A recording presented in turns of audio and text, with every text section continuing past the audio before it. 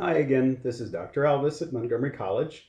In the previous video, we covered the basics of consonants and vowels.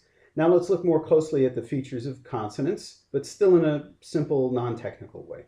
Before, we saw that consonants tend to be at the beginnings or ends of syllables. I didn't say the beginnings or ends of words because words can have more than one syllable, as in cannot, family, or indivisible.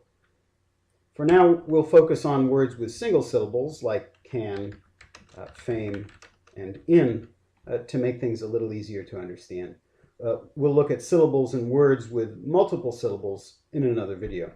So, consonants are sounds that we pronounce by moving our tongues and lips, making them in contact with or moving them towards other parts of our mouths. And these can be complete sounds which stop airflow, like p, t, and k, m, n, or ng, or l, or r, or they can partially obstruct the airflow, as in the sounds f, s, and h. By the way, when you study phonology later, you'll see why I group these sounds in this sample list. Now, pronounce the words pan, tan, and can. Say them again, and notice how your lips close when you say the p sound of pan, and how when you pronounce the t sound in tan. Your tongue reaches completely up and stops the airflow, touching a place towards the front of your mouth, tan. Notice that when you say can, the k sound stops the airflow towards the back of your mouth, almost to the throat, can.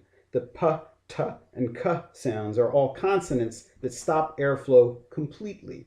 Pause the video to do this. Really notice how you pronounce these stop sounds in pan, tan, and can. Now say si, fi, and he. Again, pause this video, say these sounds, and notice the placement of your tongue when you say them. Si, fi, and he. Notice how your tongue doesn't completely stop the airflow, but rather just reduces the airflow. We call this affrication, and these sounds, fa, sa, and ha, are affricate sounds, not stop sounds. Finally, let's practice identifying types of sounds in these words. Write these words down here, hat, book, this, and strict, and next to them write C for consonants and V for vowels, as in the first example.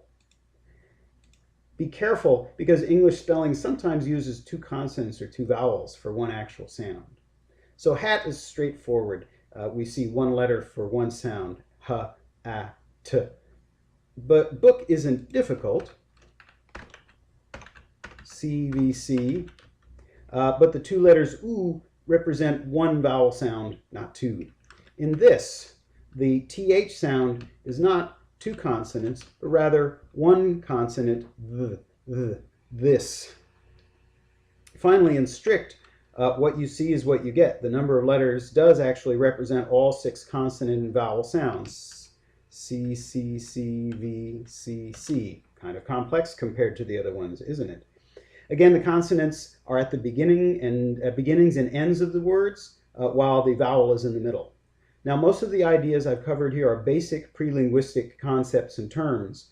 When you take Introduction to Linguistics, you'll get much more precise methods of analysis and description of speech sounds.